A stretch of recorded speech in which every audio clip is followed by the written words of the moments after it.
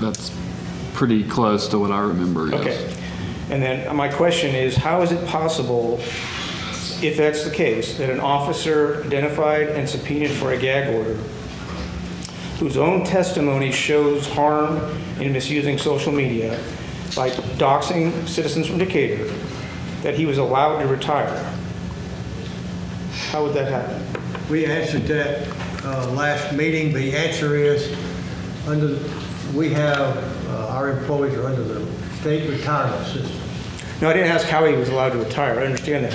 I'm getting there, sir. Okay. I don't want to ruffle your feathers. No, you're not ruffling my feathers, but I can't.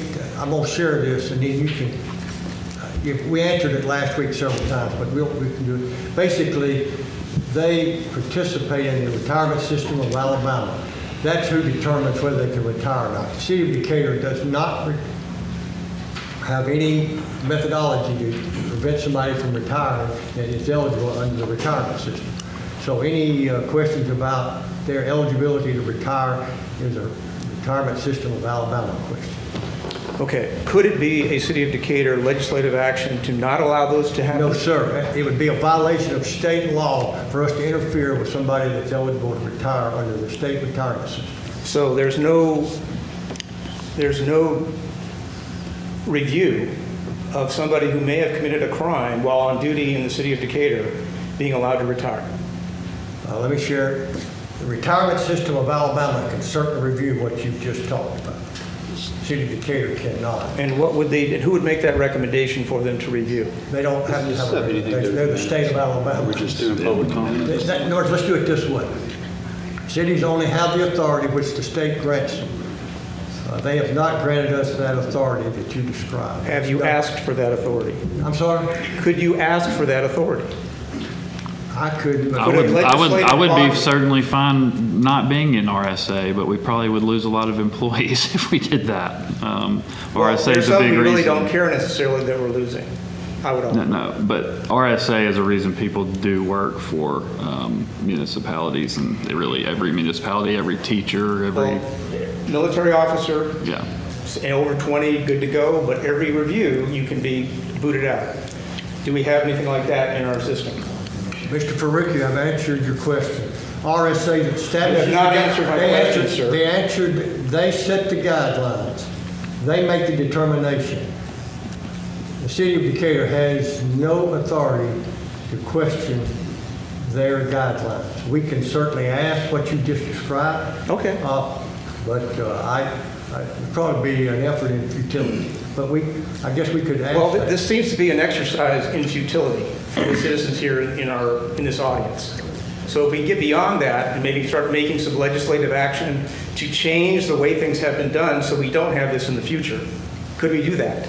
You would need to speak with your legislator. State legislator. Yeah. Mine first. No, your state representative. And who is that? I believe yours is probably, I don't know if it's Terry Collins or Parker Moore and Senator Arthur Orr. Okay.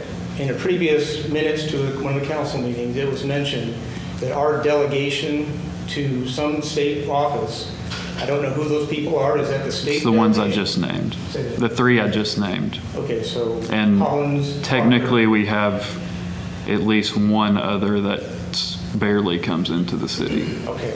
What do you all think about that as an action the city could take forward for its citizenry, rather than a 1 out of 7,000 or 70,000 that members of this body could act upon it and say, we think this ought to be done in the best interest of the city?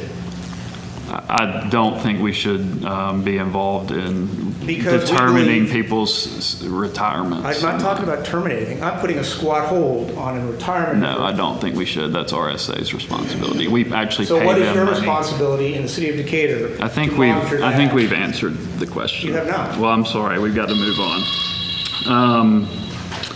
All right. Well, you can stay because you're on the next one, I think. Approval of monthly bills, I believe Mr. Faruqi had a question on. Monthly bills. Yeah, monthly bills. Okay, we approved a bunch of bills for Greenpoint Ag. What's that for? Why are we paying Greenpoint Ag for some actions that we're doing? In July, we haven't approved that yet. They're on the list of bills for this month. Right, so we would approve that next week. Okay, so you're going to approve them. And my question is simply, what are they for? I'm not sure, that's what the work session typically would be, and So we would we'll have a review it every report week. by the next council meeting on what those 3 bills are for. Over $10,000. Possibly, yeah, if somebody wants to look at it and report it to you. I'm asking you, Mr. Council President, if you I will will look into not, it. no. Then who will? I don't know. Will somebody in this august audience please do that for me? You should contact the mayor. We'll find that out for you, sir. We'll find that out, okay? Okay. And then there's an issue of 2 checks for over $1 million to fight.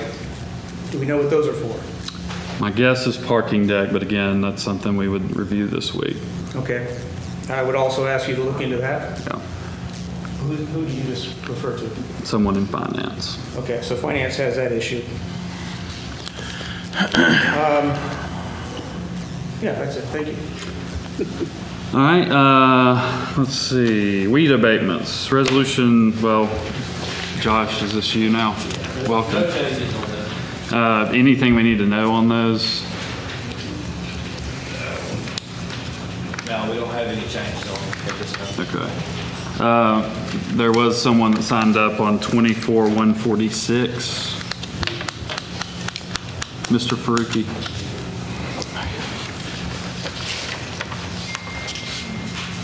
Yeah, my issue or concern is that we have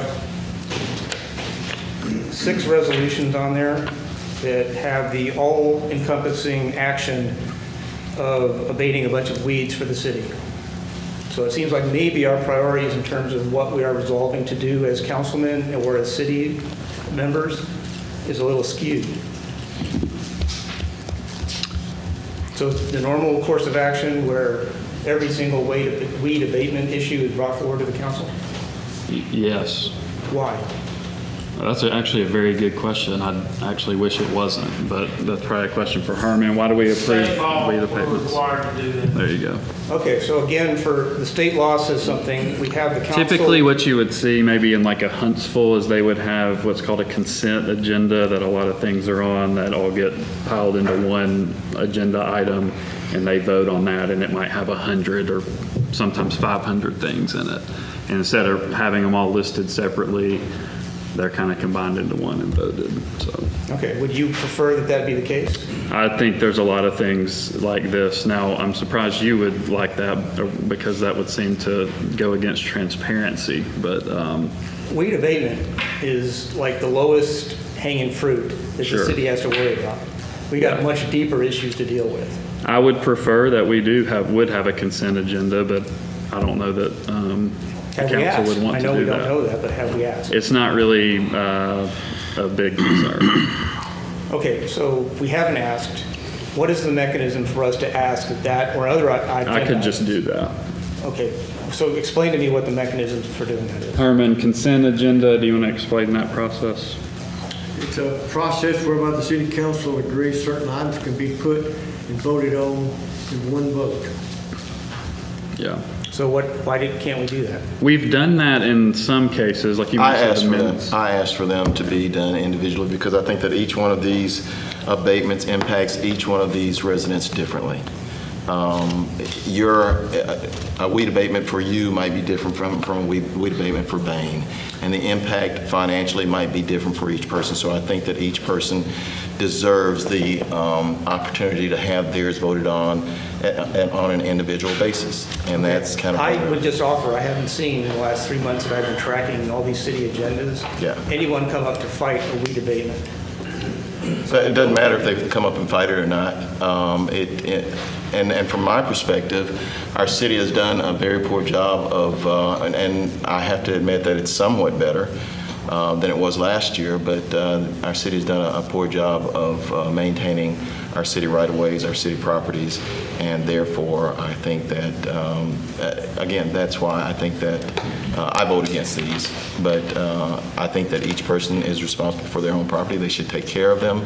I am not saying that I endorse them not taking care of their property. I do support what our community development department does, but I do think that they impact each resident differently, and so we need to give each resident their respective attention.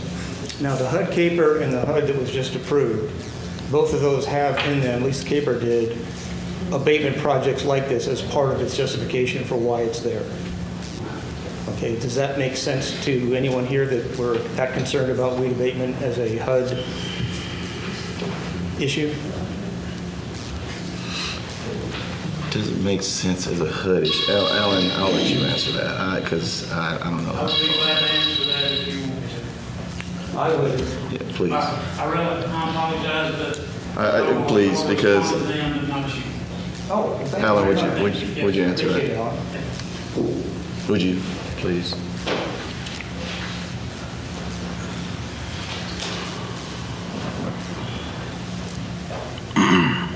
The HUD action plan and consolidate our caper that we just have approved, there is a section that talks about leveraging funding. That's what is in the plan, is leveraging funding that we are working in target areas within the city, that the city is paying for those officers. No CDBG funds are associated with that. But we leverage those funds because the city is paying for that, but we're working in target areas. So that's why that is mentioned in the plan, is because those funds are leveraged, which means the city is paying for that outside of what the grant funds could pay for, but they don't. Thanks, Alan. Did that cover that for you? I'm sorry. I understand maybe the intent. I don't understand why that was even mentioned in the plan. Because, and I think I sent every one of you a message saying, here are some issues with the approval of that document, that some of it is not true. Some of it is, in fact, impossible to have occurred, for a meeting to have occurred in the Decatur Daily 2 years ago for this particular event that you guys approved What last week. agenda item are we at? I'm literally lost. What agenda item are you speaking on right now? I'm speaking on 24-146. Correct. Oh, we're on the weed abatements. Yes. In reference to, okay. All right. Did you get my message, Mr. Yes, Pike, yes. And what did you determine was your understanding?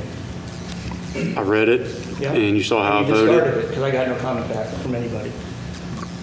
No. That's You actually, did for me. that's not true. You just said you got no comment back from anyone? I did receive comment from one. Thank you.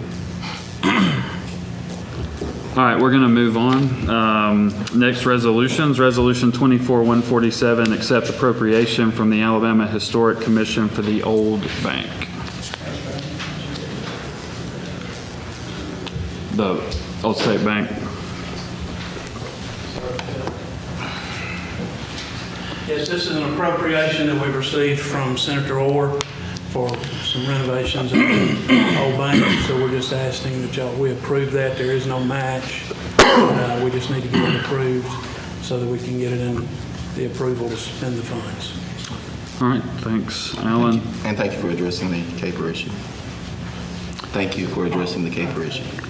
Resolution 24-148, declare surplus and approve donation of SCBA bottles by Decatur Fire Rescue to Caddo Midway Volunteer Fire Department. Tracy Thornton, Fire Chief. Resolution 148 and 149 go together. We have some expired SCBA bottles that we can't use anymore. We just want to have to throw them away, but Caddo can use them in training drills only.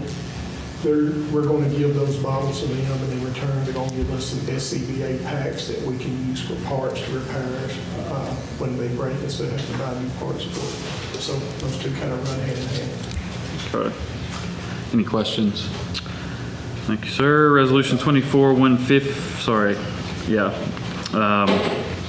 Is the next one you too? Or did you? It was 148. Yeah, sorry, I got you.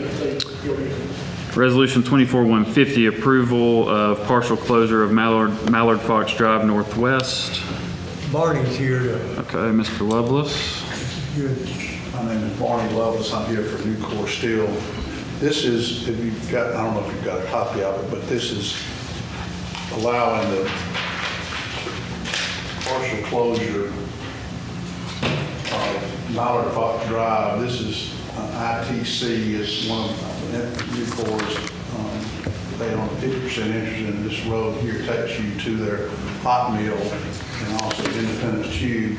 Previously, this portion of the road was vacated, and so this will allow Nucor, instead of having like 1,000 vehicles, commercial vehicles taking hot roll coils from the hot mill down Iverson Boulevard, down 20 down Mallard Fox Drive, to be taken to here to be processed. They will use off-road vehicles. They will be responsible for the paving and maintenance of this road. The city will still have their rights for any drainage or anything else. So it's actually taking a burden off of state and city roads and also putting that burden on to Nucor. And that's what it's doing.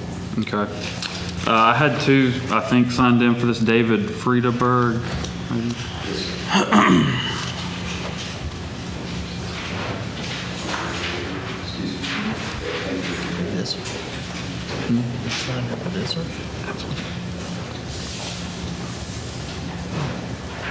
Yes, my name is David Weaver. I want to thank you for hearing me today. On April 14th, we came to look at an RV at the Point Mallard Campground. Okay, I'm sorry. You have Fox Drive. Is it this That might have item? been my writing that on mine. No, he's here for a different, separate issue. Okay, it says Point Mallard. Okay, I'll be glad to sit down. I'm sorry, No, yeah. no, that's We'll okay. call you back, It's not a problem. but that's Thank not that You issue. see where I'm, I got you. I went to 2 lines. all right, sorry about that. But that is the end of the agenda. Herman, anything else on the Mallard Fox?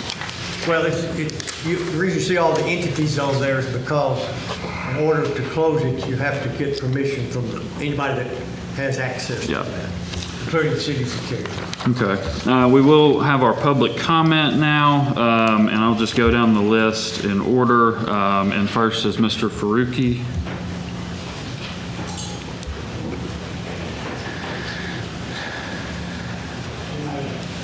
I think I may have discovered what the problem is, a problem. How are city employees' objectives or goals, so let's say the police chief or Mr. Marks or other members in the group here, how are their objectives validated as good ones that the city approves? How does that happen? I would guess in an annual review or something of that nature. Now, I'm going to describe something that I'm familiar with in the Army. It's called SMART objectives, okay? And they are, every employee provides before their review or before their annual review, 12 months in advance, specific, measurable, achievable, relevant, and time-bound goals and objectives. And then that's agreed upon by the supervisors. And then the supervisors say, yes, verily, that's what we want to do. Or, hey, let's talk about this, and let's change maybe how you're doing this. Does anything like that exist? Do we know? I think you know that the answer to that, it would be individual supervisors, and then for directors would be the mayor. Well, Mr. Marks is, Yeah. did you give SMART objectives, Mr. Marks? I would assume that that's a question you need to ask the mayor. We don't get involved in his I will individual never have an management. opportunity to address the mayor. And that's a valid question, and if you would like me to, I can ask him how he handles that. I don't know the answer, but I would certainly hope so, yes. Right, and I think if an officer or a police chief had objectives that could be reviewed, we may see that there's an opportunity for us to change, alter, modify, put additional emphasis on certain things versus other things. Sure, and I would even argue you should have it way more often than annual. Agreed. Yeah. And again, in the military, it's beyond annual, it's a quarterly review mandatory process among soldiers. And that's why I say I may have found the problem, because if we are not doing that activity and not reviewing these things, and the stopgap, as I understood it, going from complainant to, or for police chief in this case, to legal, to HR, and then to the mayor, there's this HR bubble which could be an opportunity for us to, again, slow the roll of, hey, oh, does it make sense for us to do this? Because the opinion Mr. Marks would have given for Mr. Renshaw had to have been, go ahead and let him retire. Had to have been. He doesn't have that authority to do No. that or not. But he can make a comment that says this is the process. Should we allow this officer to retire given he is under investigation and subpoenaed by the city or the county? Any employee can actually apply directly to RSA where we don't even know that they've requested retirement. Okay, is that problematic? I think there's a lot of things with RSA that are problematic, but we'd be here for 3 hours. And I I'm got happy. time. Well, I've met with you multiple times, spent many hours with you We've never actually, and talked this about as an those. issue, because I don't think we've discovered. I'm happy to do that, but not here. It's a moot point. RSA is here to stay when it comes to the way our state operates. People certainly disagree with me about my thoughts on RSA. I think it's poorly managed. I think the data says that, but there's a lot of people that disagree. Now, when you talk to the folks in the municipality and council representation, is that a venue for you to bring up issues like this that could be consolidated and brought to RSA? I assume you aren't real familiar with RSA, or are you? I have no idea what that They're- is. Redstone Arsenal, that's what I They're call way it. too powerful. That's one of the problems I have with them from a political standpoint. Look, you're preaching to the choir talking to me. I'm glad to talk with you about that, but we would be wasting our time, unfortunately. Okay. Would it be a good fight to fight? I'm fighting it for you right now. Oh, but I appreciate that. I appreciate that. All right. All right. Next, David Friedeberg. Sorry, you could have stayed, but yeah.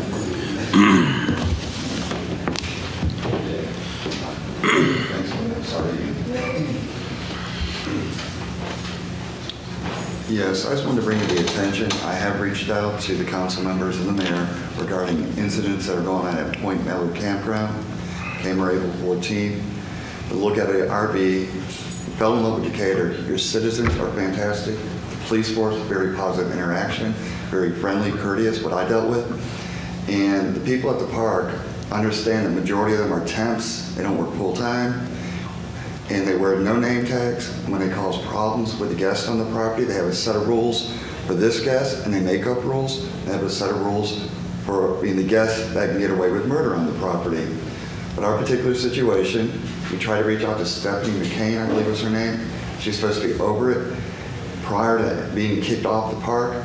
And your mayor said I was criminally trespassed. And upon speaking to Decatur Police Department, I was advised I was not. And they kept my advance rents. They will not return it. But there is drug activity by I'm assuming the temporary employees that work out there. And understand there's something with they work for a temporary service that was behind paying them a couple days, every few weeks, I'm not sure, but they all talk out there. And upon trying to speak to a manager, the only manager I was ever told was a gentleman who did not wear anything with the campground symbol, saying he was a manager. And I provided y'all the recording because the one maintenance man that caused me total grief the whole time I was there had reddish, blonde, gray hair, and he literally cut the grass right next to our spot 3 times a week, and the grass wasn't growing that quickly. He accused me of letting my dog loose to crap on the park. Don't own a dog. The children next to us, the parents will leave them for extended period of times with no food. I mean, the parents will be overnight gone 2 days. And the kids will come ask us for food. Try to be nice to kids out of respect. Bring it to the park's attention, they ask us to leave. And I think it's really sad that the city of Decatur will allow the campgrounds that has, when you go into the office, there's no list or customer service. If you have a problem, contact this. This is the manager. None of the employees wear name tags. And they do as they please. The bathhouse is cleaned every 10 to 15 days. That's when it's restocked. They'll be out of toilet paper and paper towels forever. There's no air conditioning in the bathhouse, and it becomes a sauna in there, especially this time of year. The kids go in there and play in it, destroying stuff, and the park employees know about it, but they don't want to get upset with the parents because they're friends. When we first moved to the lot next to us, he was not the only one. He ran a complete business off the lot using the city of Decatur electricity, paying the same amount of rent as I was. He had electric welders, every type of saw possible. I understand he was there for almost 2 years. And he was running a business like that. That's a use of a lot of electricity and not fair for the other people in the park. And then secondly, not fair to the city of Decatur to cover his expense for him to run his business. And I just don't understand how they operate there. They don't follow their own rules, and they give you rules and regulations when you check in, and they don't even honor them. So I'm not sure that I got anything from you, but I don't think I got anything from you either. I sent emails out. I had a response from them. I got sent emails and text messages. I'll check with you after, but I don't believe that I got it. I'll be glad to resend it to you. But I even gave an audio recording when I got accused. I got tired of trash in the pavilion that was kids' toys and paper. It's like, why are you accusing me? I don't have to. So, Understood. Thank you. but Did you want to speak to? these things I'm supposed to speak to. But like I said, and like I don't understand. I reached out to the Parks Department, not one return call. We can check into that. This is the first time. Only I've one done city that, council so. person did respond. I don't think I got it. Okay, I apologize. I just used the emails that were online. I'll check with you after. I greatly will appreciate it. Let me say this. Yes. I asked him to come and address us because this is an issue that really should be addressed to the mayor. And I thought that this might be, if the mayor was not responding to your calls, you said that he returned information to you that was inaccurate. Correct. I felt that this might be the best forum for you to at least catch up with him and have that conversation with him. So that was why I asked you to come, because I ordinarily appreciate it. he's I here. appreciate you reaching out. Thank you. And that was it. So I do think still that this is a part of his responsibility, and that you should make an effort to call his office and see if you can sit down and speak with him again. But His assistant said that they have done all they can do. It's out of their hand because the City of Decatur Police Department, his assistant was extremely pleasant, no complaint against her. The young lady was, I doubt me, she was very nice. But it came to the point once the mayor wrote me that email, I reached back, she said there's nothing else she can do because you were trying to contact the City of Decatur. Please. I spoke to a female officer over there, very pleasant. She pulled up the report. My name's nowhere in the report. But if you've not been trespassed, again, that's a situation that you should have a I conversation definitely will, with and I me. appreciate that information. Did you Thank say that Kevin. Yes, the mayor emailed you and said that you were trespassed? Yes, I do, and I sent it out. I mean, people, but if I might have had the wrong email address. I don't think I got it either. So I have no problem I actually, sending it again. I read through those today. I don't think Councilman Ladner was on there. I sent them out the reason I didn't realize there was that many council people here. I do apologize, and I resent them out on board. I can get it. Thank you. Yeah. And David, is it Libro? David LaBrace, presidential candidate 2024, suing the state of Alabama. Getting ready to file another lawsuit.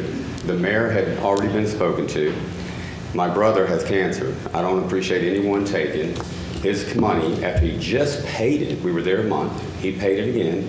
And then because of the drug sales, and I got it on my emails. She wanted me to buy drugs off that property. Big mistake, because now you and I both know the federal government can run tracking on every one of us. I have a tracking device in my neck.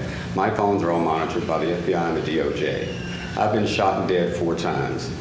When I ran in 2012 and 2016 and 2020, Marco Rubio and Ted Cruz were illegal. And then the state of Alabama turned around and seized $5.2 million, and agents helped them. And the state of Arkansas seized property that belonged to me. So when you start climbing up the ladder, don't think that anyone's any better than these people out here. Because ex-military that become federal agents will walk up and have you killed. And trust me, I know. I got aunts and uncles that are. So it's what I want to give you is this. You guys can look it over. Take a good look at it. Everything's documented. We have a videotape, recordings, and everything to back up every single thing going on. And Judge King, Chief Justice Kim Savasky, he was removed from office because the attitude of some attorneys never think you're better than anyone else. Gentlemen, would you like one? You do need to give one to the city clerk if you don't mind. I was going to give him one, but I'm going to, the guy behind me has one. But I apologize. I've been stressed and driving for 8 hours to make it here just on time. And I am coming back here. And then I got to go back to Mobile, Alabama in order to settle a $5.2 million settlement. Because I don't play games. And I did study at Harvard. And by the way, a certain president was not there at the same year I was there. And he was not 3 generations strong for the Constitution. And he had it removed from the Constitution, and he had no right to do so. And Marco Rubio and Ted Cruz are not legal. Thank you, gentlemen, for listening. And you can research it. It's all documented. Thank you. Sarah French.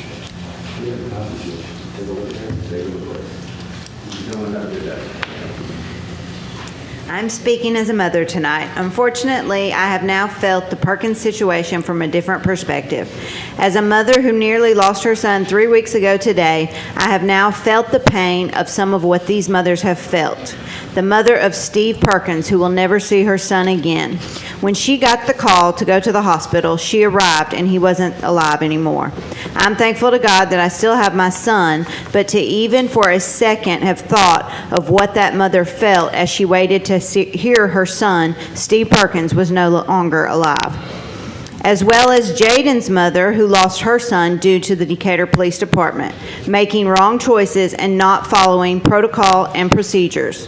What about Jaheem's mom? She physically watched the police department come in her home, arrest her son, tase him, and on a failure to appear warrant that turned out to be not valid. He didn't even have a warrant.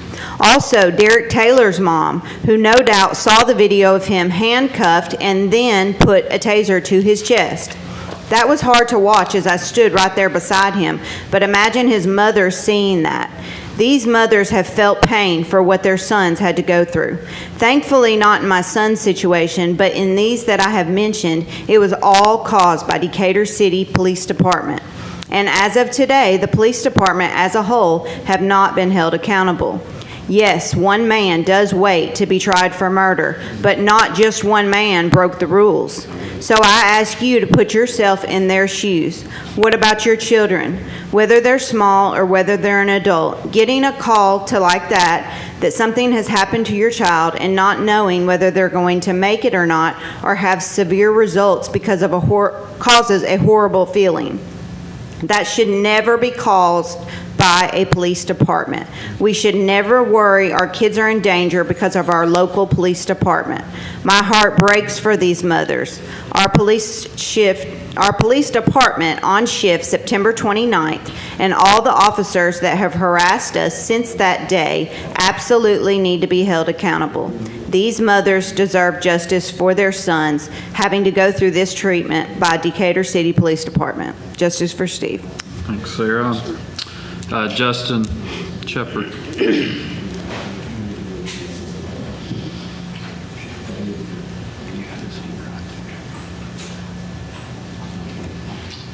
Good afternoon.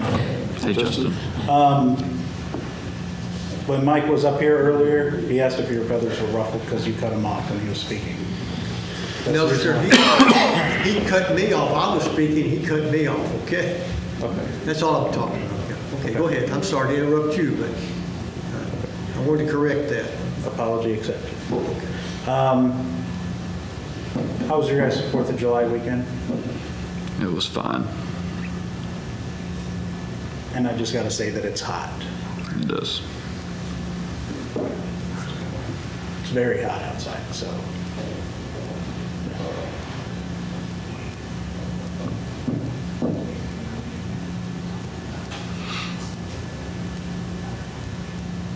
Have you ever poked holes in a box? I'm not sure what you mean. Have you ever poked holes in a box? I think so, yeah. No? You ever seen a dog kennel? Yes. When dogs are outside, they get hot inside the kennel? Yes. Not, cooled or anything? Okay. Yeah. Okay, justice for Steve. Thanks, Justin. All right, anything else from the council? All right, we are adjourned. Thank you. Wait. I'm so sorry. I have one more. It's my fault. Thank you. Come forward. I forgot to write your name down. I'm sorry. So just give us your name and address. Anthony, 2928 Breckenridge Drive. I'm in the Dunbarton subdivision. Yes. Okay. So I just was wanting to know what the process is for internet service in Decatur, as far as do like internet companies, do they like get a franchise agreement with the city or get a license? Herman. Each internet service is supposed to get a franchise or an agreement from the city to provide that service. They pay a franchise fee. Right, pass on to the customers. Because why I'm complaining is I'm in the Dunbarton subdivision and I'm in the newer part that the houses are 20 years old, so we're not that new.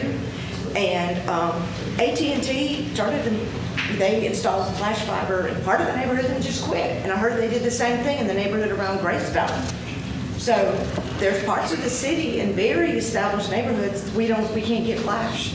I've called every internet service provider and nobody has it. They won't service. And to me, it's kind of a fairness thing.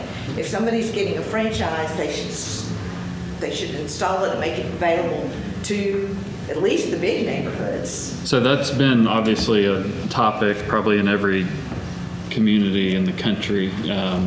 They are for profit, so they are looking at can we make money to run it to your part of Dunbarton or somewhere else? Right. The argument for, I think it's been in the news lately that potentially our utility was looking at providing fiber access, and